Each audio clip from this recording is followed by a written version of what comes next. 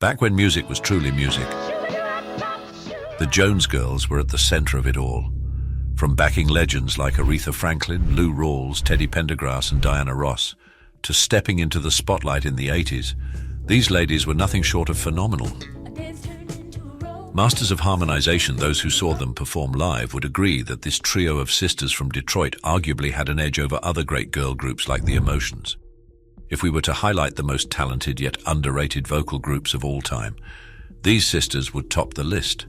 To this day, they still haven't received the recognition they deserve, and only true music lovers continue to mention their name.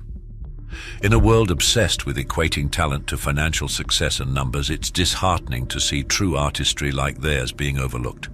No wonder the quality of music continues to decline day by day. These three sisters spent a lifetime perfecting their craft and never let their egos get in the way. Their beginnings, too, were nothing short of extraordinary. Born and raised in the heart of Motor City, the birthplace of Berry Gordy's Motown Records, it was almost inevitable that music would play a defining role in the lives of the Jones Girls. Fortunately for these three little girls, they didn't have to look beyond their own household for inspiration. Their mother, Mary Fraser Jones, was not only a choir director at their home church, Russell Street Baptist Church, but also the first black gospel singer to be signed by RCA Records back in the early 50s. What many don't know is that she signed with RCA on the same day as Little Richard. A beloved vocalist, she was affectionately known as the Songbird of Detroit, making it only natural for her daughters to follow in her footsteps. For some reason, perhaps she was waiting for her daughters to mature first, or maybe she was shielding them from the pressure of being the children of a distinguished singer.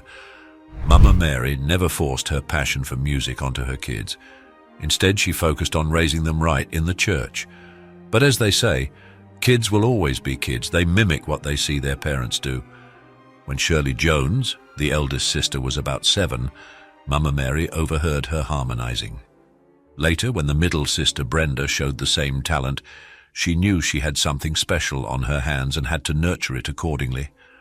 Eventually, the youngest sister Valerie joined in, marking the birth of the Jones Girls. Without wasting time, Mama Mary began honing their skills, spending countless hours practicing and rehearsing with them. It didn't take long before the trio began singing in church under their mother's guidance. As they grew older, their exposure increased. They started performing all over Detroit, Chicago, and on traveling gospel circuits alongside legends like the Clark Sisters, the Winans, and other major gospel artists.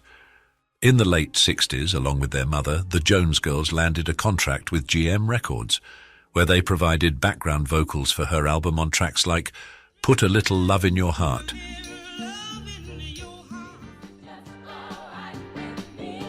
Jesus is Just All Right With Me, and Oh, I Feel Good.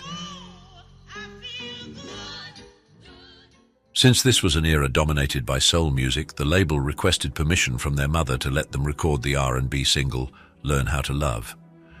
Around 1972, at one of their gospel shows, their unique harmonies and sound caught the attention of McKinley Jackson, who was working with the legendary Holland Dozier Holland Trio. The trio had recently launched their own record label, Music Merchant, and was searching for singers to provide background vocals for their artists. Long story short, the Jones Girls exceeded expectations, so much so that they were offered a recording contract of their own. Some of the tracks they recorded during this time included Your Love Controls Me, Come Back, You're the Only Bargain I've Got, and Taster of the Honey, Not the Keeper of the Bee. Holland Dozier Holland later flew them out to California, where they continued providing background vocals for icons such as Aretha Franklin, Cher, Helen Reddy, and Dionne Warwick. During this period, another opportunity arose to work with Curtis Mayfield, which they eagerly embraced. They collaborated with him under Paramount Records through his Curtom Publishing Company, and later under his own Curtom label. Some of the songs they recorded during this time included If You Don't Love Me No More, I Turn to You, and Hey Lucinda.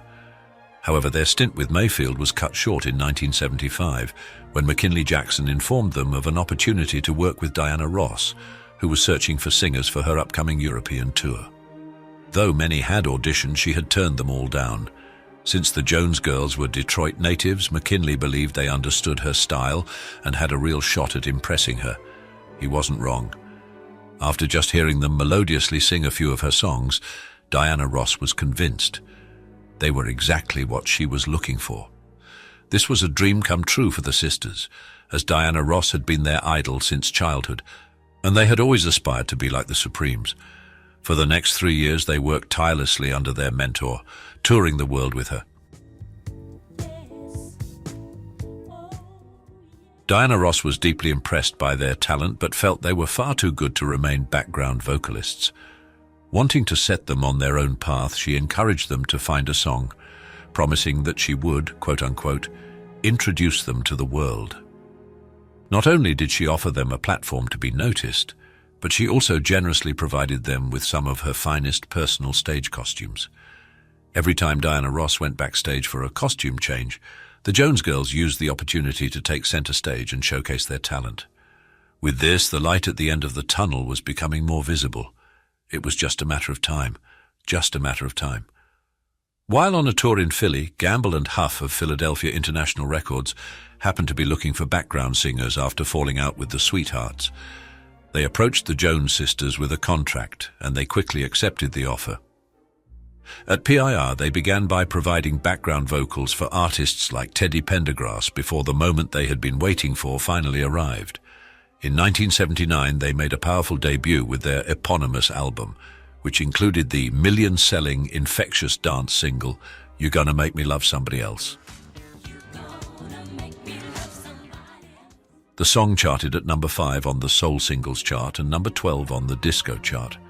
They followed it up with the beautiful ballad, "We're a Melody," a quintessential Philly song with sophisticated arrangements and their incredible harmonies. Both stunningly beautiful and supremely talented, the Jones Girls were individually accomplished singers, but together their voices were absolutely heavenly. At PIR, they found the perfect match in the melodic songwriting and lush production the label provided. Their second and third albums, At Peace with Woman and Get As Much Love As You Can, were gems.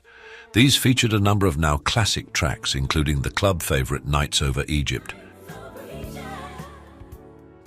the sassy I Just Love the Man,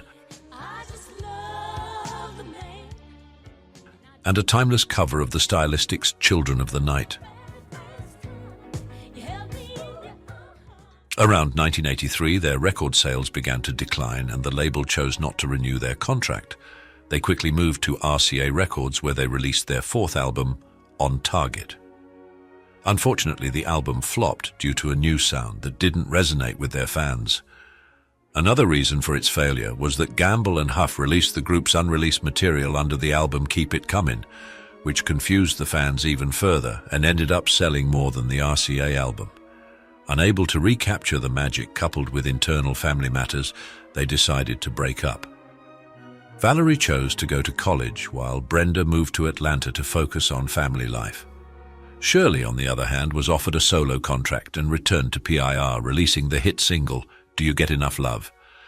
The song spent 20 weeks on Billboard's R&B chart, peaking at number 1 on August 26, 1986. A full-length album, Always in the Mood, followed and peaked at number 8 on Billboard's Top R&B Albums chart.